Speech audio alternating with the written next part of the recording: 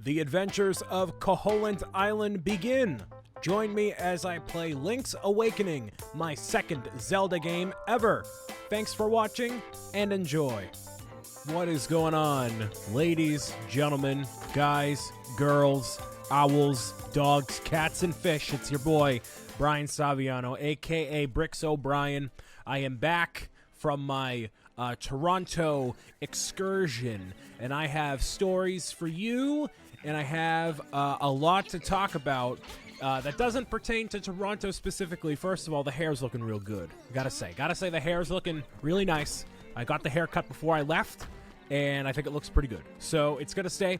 You can tell the coloring is gone for like 99% of the most part. There's some blonde highlights in here still. It apparently looks good. So, hey, it's not going to be a reoccurring thing, but it is a thing regardless. So, I went to Toronto for 2.5 days and went to an anime convention directly after that, and I went to a fair. So there's a lot that has happened in the past 72 hours, and I'm not too jet lagged or anything like that. So I'll be able to explain all of that to you while playing the last few levels of Link's Awakening here. So it's all kind of self-explanatory still. It takes me a minute to figure out where exactly I need to go and the order of things. So it turns out there's actually a lot of editing that happens between these next, 3 videos worth. That's because I get totally messed up. So where you need to go is down here. It's the one section of the map that we haven't been to before, and you need to follow each of these signs and the directions of which they tell you to go. You have to go in the specific order. If you try to go out of order and skip across a specific way, it'll tell you to restart the whole thing. So you need to follow these signs directly, and then the way opens up for you. So, getting into Toronto, and I'm still tired. Oh, man. Oh, I'm still exhausted. It was just, it's been a very long, 3 days. So, allow me to tell you about it. I can't, at the time of this recording, I still can't tell you exactly what I was doing, because I don't know when these videos are going live, or when I'll be able to talk about it, whatever. So, I can tell you about the experience itself, though. I get very, and I really gotta I forget every single time. I get super anxious when flying on a plane. I don't know why. I get absolutely petrified of flying on planes. I think it's because I don't know how planes operate, and I feel like if I knew how a plane is supposed to work, then I would not be as anxious. But because I have no control and no idea how the plane actually works, I get so worked up about it. And this is a secret way right here. So this is Wart. For the first time, long time, Wart is actually in the game. Well, Mamu. It's not Wart from Mario Brothers 2, but it's basically Wart from Mario Brothers 2. He appears in this game as well. You need the 300 rupees in order to activate the little ribbity rip rib song and dance over here. And he sings all about for you. And it's actually a pretty stellar beat here. I was actually pretty amazed when I first heard it. I'm like, wow, that's kind of a bop. So, yeah, I want that to be on the mixtape when that comes out eventually. So, yeah, I get super worked up when on planes, and so flying over was fine. My hotel room, the Airbnb view. Oh, we got a new song for the Ocarina. The Frog Song of Soul, which basically allows you to revive things from the dead in a weird way. So, you're using this really twice. And I'll get into the other aspect of the story here. So you're actually going to push this here. You don't sing. I thought maybe the bird is what you need to get alive. No, you go down to the dungeon here, and there you go. That's where you need to go. And there's actually a carcass of a bird down here. So that's the bird you got to bring back to life there. And that'll help you on your journey. So there's lots of little edits and whatnot here. Hopefully it makes sense still. I'll try to clarify things as I go along. So I was super anxious on the flight over. Nothing bad happened. Nothing at all. Everything went flawlessly. They said there was going to be a lot of turbulence, which means the plane shakes No turbulence at all. No turbulence on the way back either. You get a rooster here. That's great.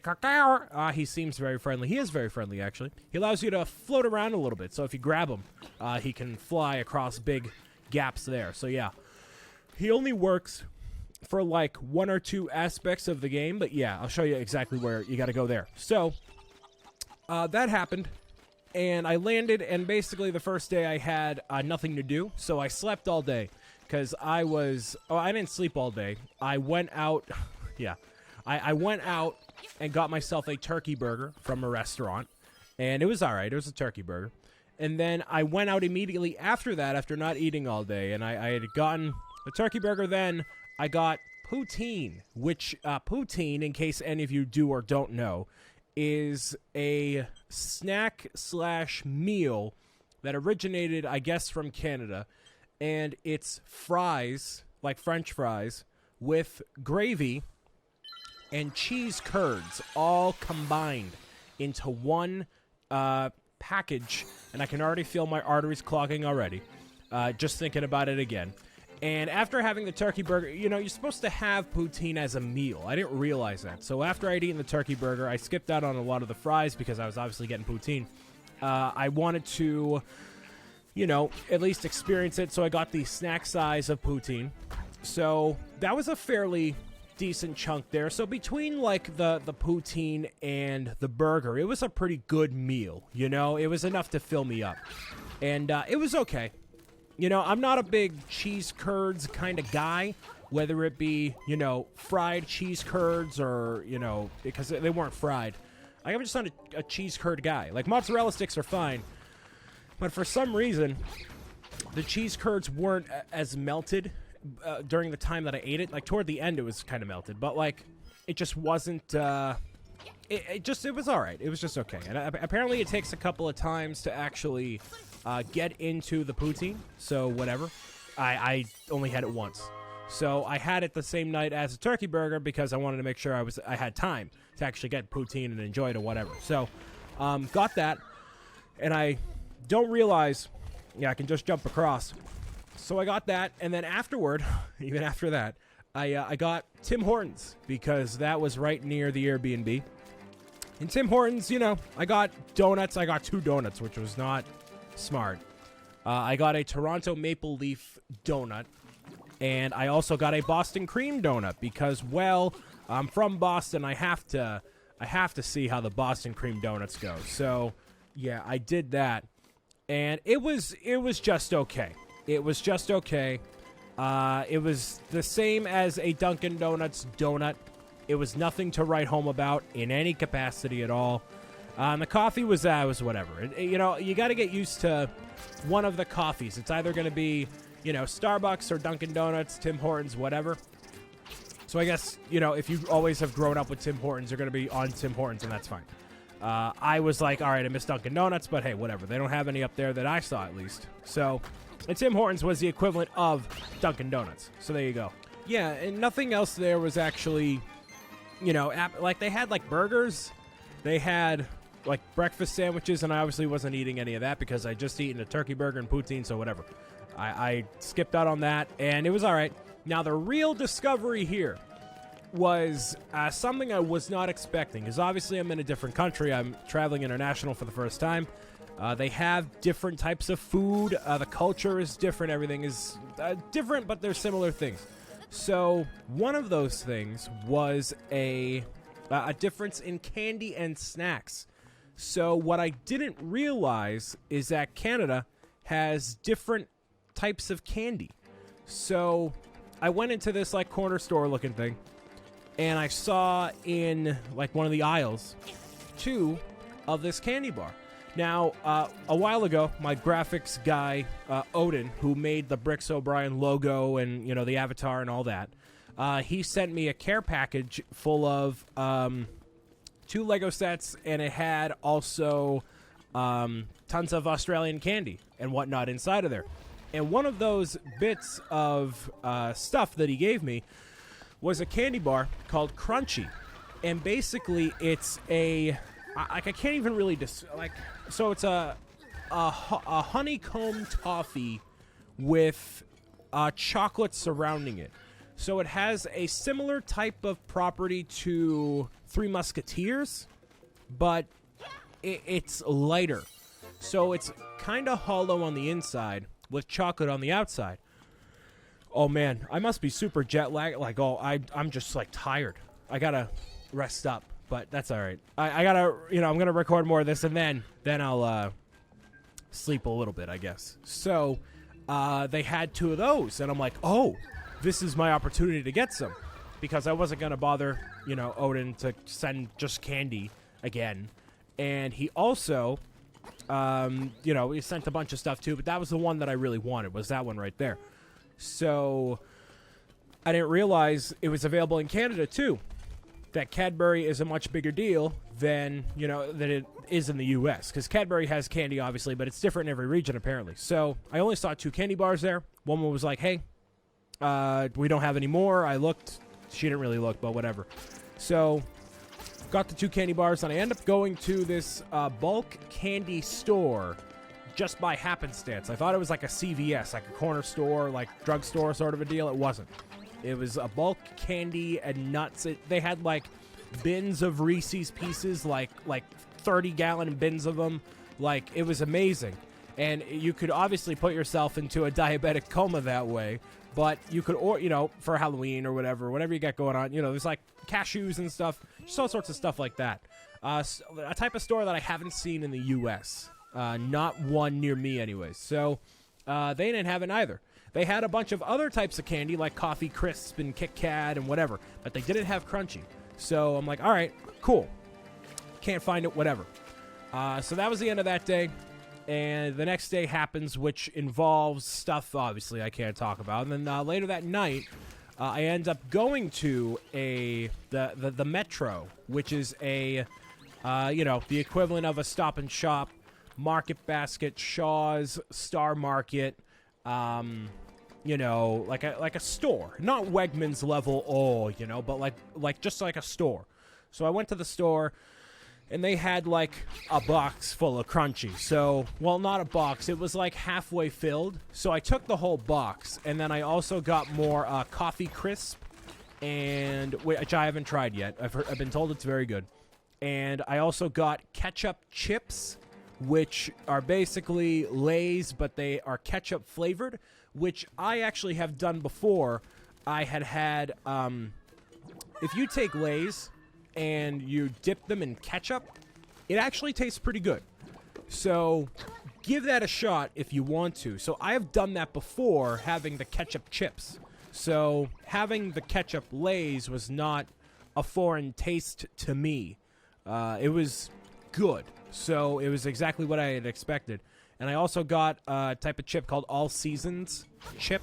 Like it's Ruffles, but All Seasons flavoring, which is like barbecue with hot and sour cream and onion, and I haven't tasted it yet, but yeah. So that was that there, and it was really cool. So I got all this different type of candy and whatnot, and over the course of videos throughout the month of October, I'm going to be eating, not all of it. I'm going to share it with a couple of my friends, and whoever wants to try it can try it, but like, that sort of stuff. So, and I only got enough ketchup, so the ketchup chips and All Seasons were just basically enough for me. No one else really wanted to try it so far. So a funny story about what happened with the ketchup seasoned chips. So the ketchup seasoned chips were a standard bag, right? A bag of Lay's. And then the All Seasons one was like more of a snack size, because that's what I just saw at first, and I just grabbed it. I grabbed it while I was in the airport, actually. So the ketchup chips I got while I was at the Metro. So while I was on the plane ride back home, I was obviously riding in the plane. And then I hear and I hear it come from beneath me, like in like the belly of the plane. And I'm like, did the landing gear just like pop out? Is something broken? What happened? Do we have, hearing a popping sound that I had never heard before on a plane is not a good thing. What happened? And so what had happened was, the popping sound happened, and then they were coming over with the cart for, like, coffee and all sorts of snacks and people, opening up cans of Coke and whatnot. And so I'm like, all right, well, fingers crossed, whatever, YOLO, whatever. If it's going down, it's going down. And obviously, the plane's fine. It was totally fine. And when we had landed, I looked down in my bag. I got like a bag, I got all sorts of stuff in it with like, the chips and everything. And I look, and the bag of ketchup Lay's had popped. It popped open, and I smelled like ketchup while I had my bag there. And I'm like, oh, the bag popped. Oh, it was my fault. So when people were looking around at me, they're like, oh, what did this guy do? But then I'm thinking, oh, what happened to the plane? So I freaked out for no reason, which is not unlike what I typically do. But, when you hear like a thunk on and you're like, what's going on? So, yeah. What you need to do here is the same sort of chess moves like before. You got to figure out where exactly you need to drop these chess pieces here. I think I messed it up. Yeah, I don't. You have to toss the black one there, the horse, from where the white one is supposed to go.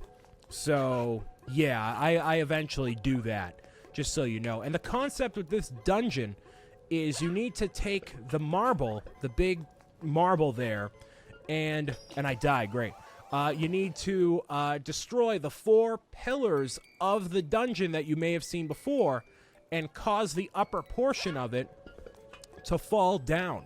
That's what you need to do. So, yeah. Takes a little bit of figuring out to figure that out. But yeah, that's exactly what you do. So I think I accidentally edit it out here. But yeah, that's what you need to do. And I don't know if I must show, like, see, that looks like it adds up right there, but it definitely doesn't. So it is the same sort of movement as before. I just keep messing it up. So yeah, there you go with that. But hey, at least you're enjoying my stories about Toronto there.